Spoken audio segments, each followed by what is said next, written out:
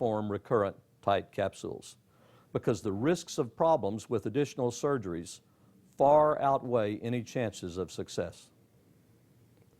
Capsules can be very frustrating to you and to me, and it is important that you understand that we cannot control what the capsules do, that the capsules will be different on the two sides, that they may produce differences in appearance on the two sides, and that capsular contractures cannot be controlled and may not be correctable even by additional surgery.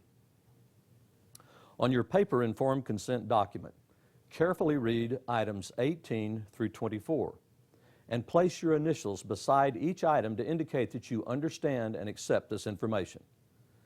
When you've completed this portion of the program, please press the forward button on your DVD player to continue to the next topic. You already know from reading the Best Breast book that breast implants are a mechanical device, and despite technological advances, components of currently manufactured breast implants can experience wear and can fail over time.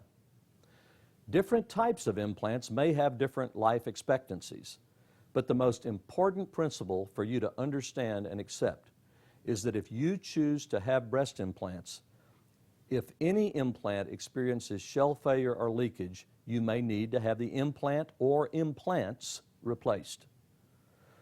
Any implant, such as a saline implant that is inflatable, has a valve, and the valve is an additional device that can fail, allowing the implant to deflate. Although inflatable implant failure rates have been said to be approximately 1% per year, no surgeon can accurately predict the life of your breast implant because too many factors can affect implant life. If you choose to have an augmentation, you should plan on possibly needing implant replacements in the course of your lifetime, if and when an implant fails. In our practice, deflation rates have been significantly lower than 1% per year. We do not believe that there is any reason to routinely replace implants unless the implant deflates or causes a specific problem. And we have many patients who have had implants in place for more than 15 years and have had no additional surgeries. We previously discussed the importance of your carefully reading manufacturer's warranty information before choosing a manufacturer. Warranty information is particularly important when implant failure occurs, and you should thoroughly understand what fees are involved to replace implants, who is responsible for those fees, and what portions of those fees are specifically covered by each manufacturer's warranty.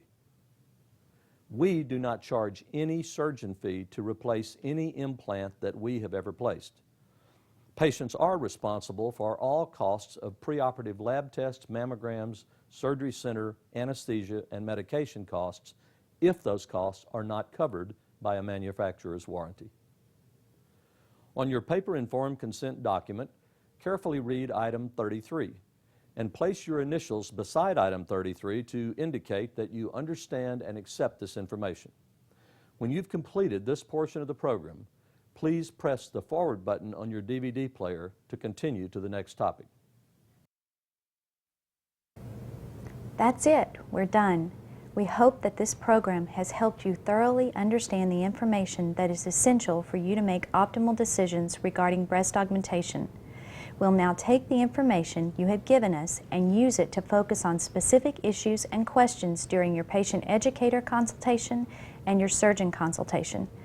Most importantly, we will know your preferences and desires and be better able to tell you which of those we can likely meet and any limitations that your tissues may impose.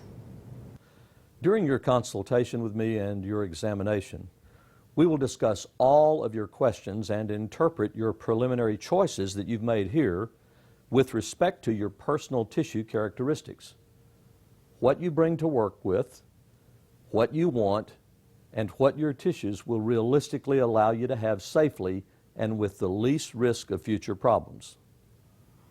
Thanks for choosing to see us, and we look forward to taking care of you.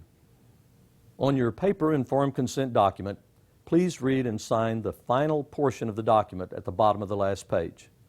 Make a copy for your records if you'd like, and return this document to us prior to your patient educator and surgeon consultations.